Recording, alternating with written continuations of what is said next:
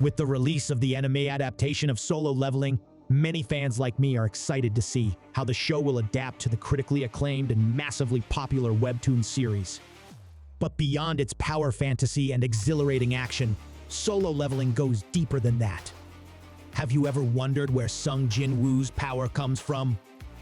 In this video, we'll explain the lore of Solo Leveling, and today, we're going to focus on the beings called Rulers. Let's dive in.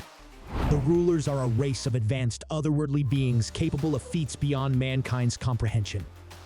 They are not from Earth, but from another dimension where there is only war and chaos. They existed in a time when everything had yet to exist, and where there was only light and darkness. This light, however, was split into multiple pieces by a godlike figure called the Absolute Being, and the pieces were called fragments of luminosities, who were also called emissaries of God. They were not called rulers back then, and the Absolute Being was their leader, who commanded them to engage in an endless conflict against the armies of the monarchs who were born to destroy the world. In short, the Absolute Being created the fragments of luminosity to battle the monarchs, whom he also created, to engage in a never-ending war, all for the sake of the Absolute Being's entertainment.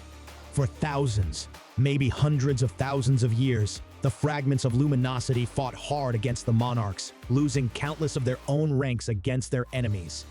One day, one of the fragments asked the Absolute Being why he was ignoring the cries of his own subjects, who are fighting for his honor and glory, all while asking to lend his power so they can destroy their enemies. But the Absolute Being did not respond at all. This was the moment when the fragments realized that they had been fighting a pointless war, that they're all puppets to the Absolute Being's machinations and are only there to be playthings for the being's entertainment. They have been fighting tooth and nail, blood, sweat, and tears for the Absolute Being's glory, but they've been tricked, backstabbed, and quite possibly bamboozled in the worst way possible. So they decided the most objective course of action: to rebel against the God that created them, to overthrow him and seize his power for their own. But this isn't the usual setup where they become gods on their own. They wanted to kill the Absolute Being and end the pointless war they'd been needlessly and mercilessly engaged in. Because if they don't stand against the Absolute Being's rule, they are just going to die all the same. They all banded together to stand up against the Absolute Being's power. But in spite of all their power, there was one fragment, a sole emissary of God, who stood up against their rebellion. But he and his armies fell against the combined forces of the fragments.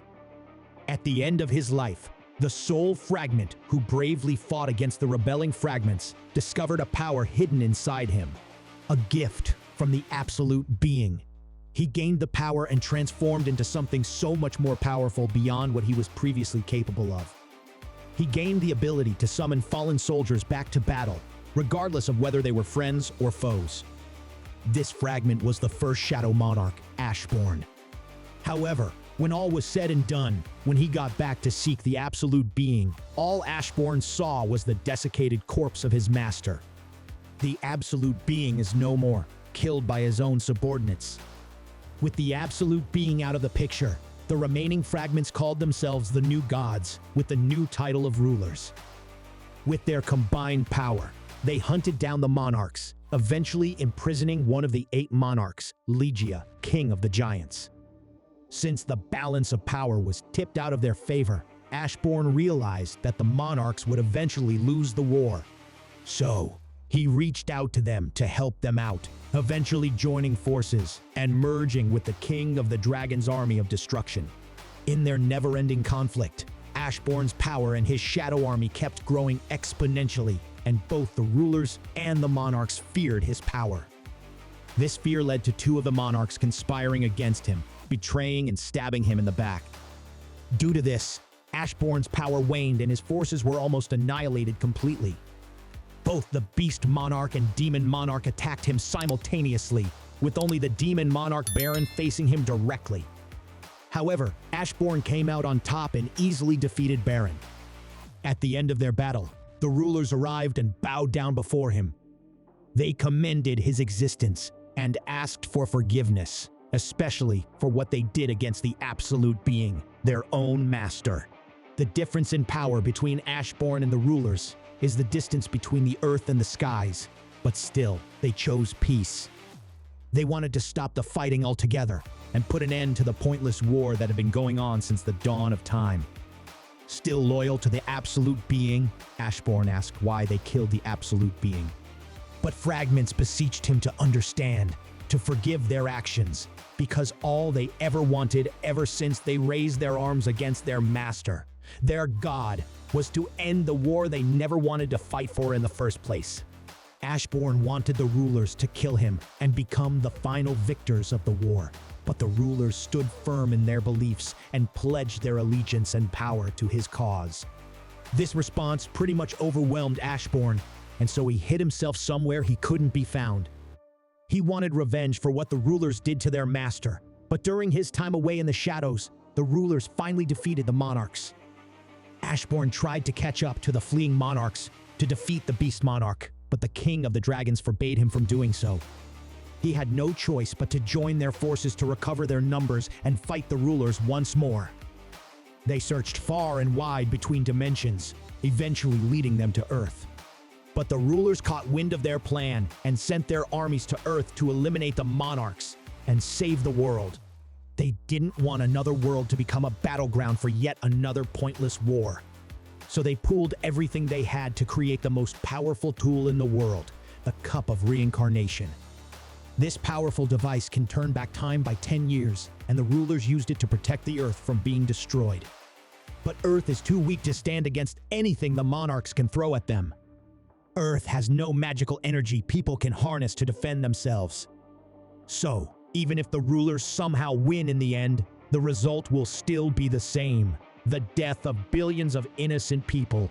So, they made a huge gamble and tried a method that might save some people, even if it meant most would not see the light of day.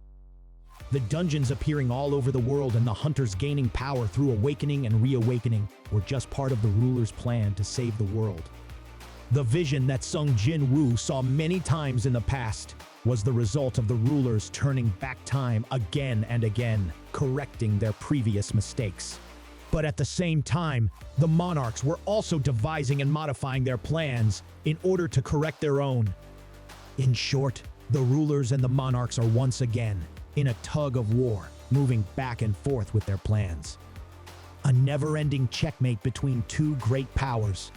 Since the rulers' plan was to spread the magical energy and awaken hunters, the monarch countered this by sending their armies earlier than expected, all while trying to find a human host that could contain their powers. But unlike the rulers, the monarch had an ace up their sleeves as they planned to swiftly eliminate the rulers' armies in one go. At the time, both the king of the dragons and Ashborn were unable to find a human host. But a mage called the Architect came up to him and offered a solution in exchange for immortality. He designed a system capable of cross-analyzing the strength, mental fortitude, and spirit of a human that is going to be the host of the Ashborn himself. And that human is in the form of Sung Jin-woo, the one who beat the system the Architect had created. The one capable of containing Ashborn's powers, and the only one worthy to become his successor.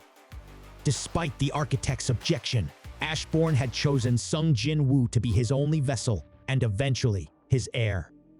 While Sung Jin-woo's succession to be the second monarch might not seem to be connected to the rulers and the monarch's struggle for victory, Ashborn believed that by betraying the monarchs, he would see a future that only Sung Jin-woo could accomplish. And so, when Sung Jin-woo is about to die, he gives him a choice: to walk the monarch's path of destruction, or sow the seeds of hope and become the ruler's beacon of light. Sung Jin-woo had chosen the latter, becoming the avatar of Ashborn, the greatest fragment of luminosity, and the only one who can match all monarchs at once. And so this is the story of the rulers and the reason why there are dungeons and hunters in the first place. Tune in next for the origin story of the monarchs. Don't forget to like and subscribe so you'll be more updated in the lore of solo leveling.